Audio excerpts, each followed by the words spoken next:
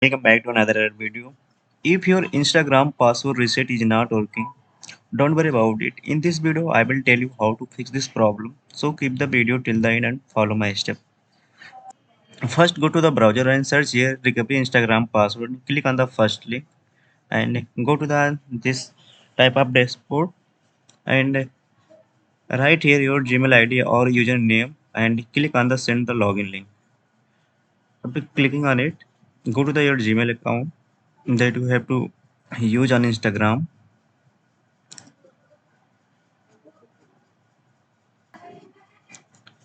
Click on the Gmail and click on this, and you can reset your password from here.